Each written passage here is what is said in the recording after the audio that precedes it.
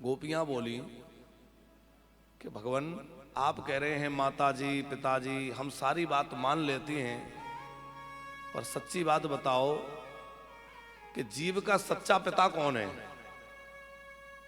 हम सबके सच्चे पिता कौन है? परमात्मा है कि नहीं? परम पिता। हम सबकी मां कौन है?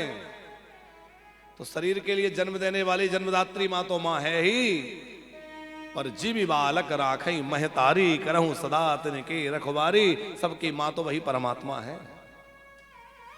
सबके गुरु कौन है? कृष्णम वंदे जगत गुरुम। वही सबके गुरु हैं, वही सबके बंधु बांधव हैं।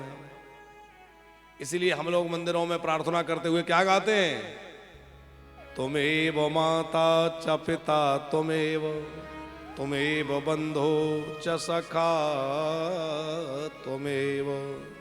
अरे भगवान आप ही माता पिता भाई बंधु हैं, तो हमें संसार में क्यों धकेल रहे हैं, क्यों भेजना चाहते हैं? श्री कृष्ण बोले देखो देवियों, तुम सब पतिव्रता नारियां हो, तुम्हारे पति तुम्हारी खोज कर रहे होंगे, और एक स्त्री के लिए पति सेवा से बढ़कर के कोई दूसरा धर्म नहीं है। स्त्री तीर्थ यात्रा ना करे और पति चरणों का सेवन करे तो उसको तीर्थों के सेवन का फल मिल जाएगा। वो विविध प्रकार के व्रत अनुष्ठान न करे, केवल अपने पातिव्रत धर्म का पालन करे तो उसको चांद्रायण आदि व्रतों का फल सहसा उसी से प्राप्त हो जाएगा। नारी बड़े बड़े यज्ञ न करे, अश्वेध वाजपेयी आदि यज्ञ वह न करे, कोई बात नहीं, लेकिन उसने अपने पति का सेवा ठीक ढंग से कर ली तो उसके बड़े बड़े यज्ञों का फल उसको प्राप्त हो जाएगा। दुस्सीलो दुर्भगो वृद्धो जड़ो रोग्य धनोपि वा पति स्त्रीभिर्नहातव्यो लोकेषु भिर्पातकी। अब श्री कृष्ण गोपियों से कह रहे हैं, और ये उपदेश गोपियों को तो एक बहाना बनाया है, जगत की नारियों को उपदेश दे रहे हैं। क्या उपदेश दिया है?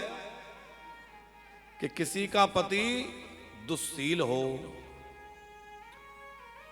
भाग्यहीन हो, वृद्ध हो, जड़ हो, रोगी हो, निर्धन हो, ऐसे भी पति का तिरस्कार और अपमान त्याग स्त्री को नहीं करना चाहिए। ऐसे ही पति करो किए अपमाना, और नारी पाए जम पुर दुख ना। स्त्री का धर्म है कि वह पति चरणों की सेवा करे। अब यहां यह मत समझिएगा कि सारी बातें स्त्रियों पर लाद दी गई हैं, ऐसा नहीं है। अब यहां चूंकि प्रकरण स्त्रियों की बात चल रही है तो कहा, बाकी पुरुषों के लिए भी पूरा नियम प्रतिबंध है। उनको स्वेच्छाचारिता का कोई अधिकार हमारे शास्त्र नहीं देते। पति का क्या धर्म है, पति का क्या कर्तव्य है, ये तो पति शब्द से ही परिलक्षित हो जाता है। यदि ठीक से जो लोग ये कहते हैं ना आचार्य जी, अरे सनातन धर्म में जो है स्त्रियों के लिए तमाम मर्यादाएं लिख दी और पुरुषों के लिए कुछ नहीं लिखा, हम उनसे कहते हैं आप संस्कृत के अनुसार व्याकरण की दृष्टि से पति शब्द का अर्थ जिस दिन समझ जाएंगे तो आपको अपने आप पता चल जाएगा कि पुरुषों की कितनी जिम्मेवारियां नियुक्त करी हैं। पति शब्द का अर्थ क्या है? जो अपनी पत्नी का रक्षण पोषण और सब प्रकार से ध्यान रखे वह पति है। पूरा कर्तव्य उसका है उसकी आजीविका का ध्यान रखना, उसकी भावनाओं का ध्यान रखना। केवल आजीविका का ध्यान नहीं, भोजन तो कोई भी दे दे, उसकी भावनाओं का ध्यान रखना, उसकी मर्यादा रखना, उसका आदर करना, उसका सत्कार करना, ये पति का धर्म है। हमारा धर्म वो है जहां कहा जाता है यत्र पूज्यते नारी तो रमंत देवता। जहां स्त्रियों की पूजा होती है वहां देवता रमण करते हैं। तो केवल स्त्रियों के लिए सब कुछ लादा हो ऐसी बात बिल्कुल नहीं है। पर अधिक जिम्मेवारी माताओं की है। वो इसलिए कि पुरुष लोग तो यहाँ वहां लगे रहते हैं, उनको उतना होश नहीं रहता, पर माताएं बड़ी निष्ठा से अपने धर्म का पालन करके परिवार को संभालती हैं, घर को संभालती हैं। अच्छा एक बात बतलाइए, घर को घर कौन बनाता है?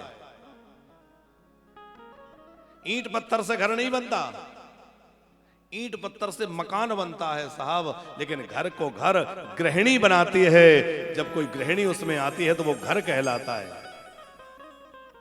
जब कोई बहू लक्ष्मी की तरह उसमें आती है, जब कोई बहू आती है तो उसको क्या कहते हैं? लक्ष्मी कहते हैं। वो लक्ष्मी है, उस घर की रिद्धि सिद्धि समृद्धि है, उस घर का सौभाग्य है, उस घर की समृद्धि है। तो पहले तो परिवार जनों की जिम्मेवारी है कि जो लक्ष्मी आई है उसका लक्ष्मी की तरह ही आदर करें। लक्ष्मी का हम लोग कैसा आदर करते हैं? और बहू क्या है? बहू लक्ष्मी है। तो जब लक्ष्मी घर में आए तो उसका खूब भरपूर आदर सम्मान सत्कार होना चाहिए। महाराज दशरथ कहते हैं, बहू लड़कनी पर घर आई और राखो नयन पलक की नाई। जैसे ये पलकें पुतली की रक्षा करती हैं, नेत्रों की रक्षा करती हैं, वैसे बहू की रक्षा करी जाए। और बहुओं का भी कर्तव्य है कि जब वो अपने ससुराल में आए तो वो ये मन में विचार करें कि अब मेरे जन्म देने वाले माता पिता तो मुझे इनके हाथों समर्पित कर दिए। जन्म देने वाले मेरे माता पिता तो मेरे माता पिता हैं ही, पर अब मैं एक परिवार में आई हूं। इस परिवार की खुशियां, यहाँ का सौभाग्य, यहाँ का आनंद, ये सब मेरे हाथ में है। अब मुझे यहाँ के लोगों को अपनी सेवा से, अपने स्वभाव से, अपने प्रसन्नता से ऐसा प्रसन्न करना है कि ये घर स्वर्ग बन जाए और इस घर में जो है यही स्वर्ग स्थापित हो जाए। उस घर को स्वर्ग बनाने की जिम्मेवारी वो देवी आकर के लक्ष्मी के रूप में लेती है।